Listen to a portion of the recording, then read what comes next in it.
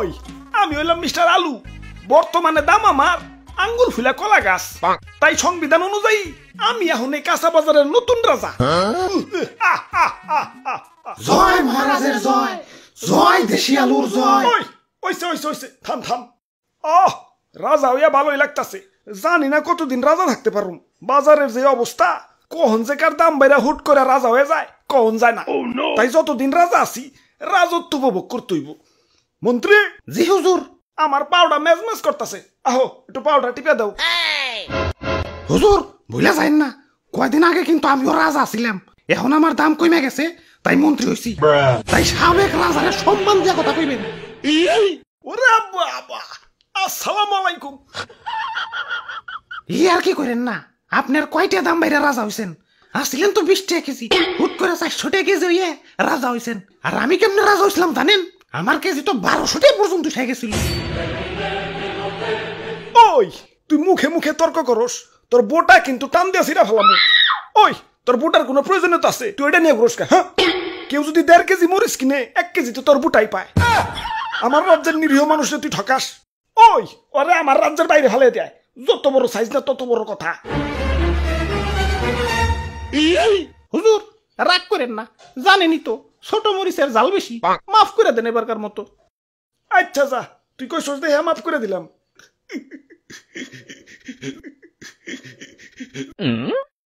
ওই আমার অনেক অনেক ক্ষোভ আছে। আমার দাম যখন স্বাভাবিক আসিল, মানুষ আমার দাম দেয় নাই।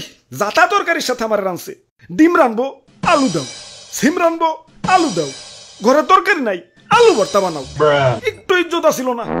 গরুর মাংসের সাথে আমার রানলে তাও নিজের একটু বড় বড় মনে হইতো। কিন্তু একদল লোক আবার সেই মাংস থেকে আলু মালু সাইটে রেখে বাইসা বাইসা খালি মাংস খাইতো। এখন আমার সস্তা মনে করস ভালো কথা, এভাবে সাজিয়ে গুছিয়ে গরুর মাংসের সামনে আমার অপমান করার মানেটা কি? আমার কি কোনো আত্মসম্মান বোধ নাই? এখন দাম বাইরা রাজা হইছি, কিন্তু অতীত ভুলা যায় নাই। প্রতিশোধের লেলিহান অগ্নিশিখা এই রক্তে প্রবাহিত।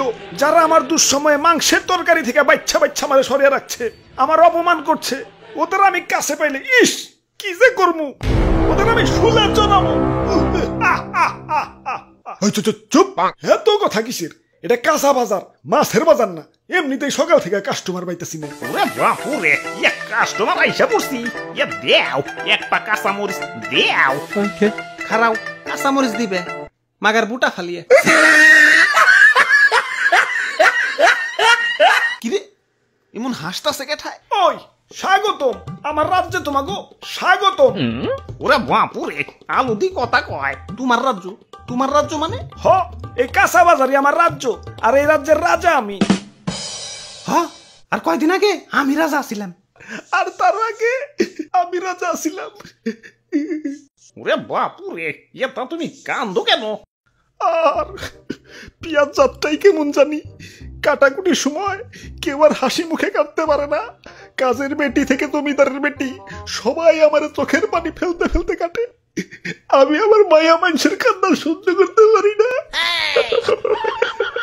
আরে কি কষ্ট। আচ্ছা বুঝলাম, তুমিও রাজা ছিলে, তুমিও রাজা ছিলে। বেগুন তোমার কি অবস্থা? আমি তো সব সময় রাজা, বুঝলে বুঝপাতা, না বুঝলে তেজপাতা। আচ্ছা যাই হোক, আমাকে 2 কেজি আলু দাও। আলুর দাম কিন্তু বাইরে গেছে। 1 কেজি চাচা 400 টাকা। 1 কেজি 400, তাহলে 2 কেজি। ওরে বাপুরে, আলু নেওয়া যাইব না, আলুর পরিবর্তে অন্য কিছু নেও। আলুর পরিবর্তে কি নেওয়া যায়?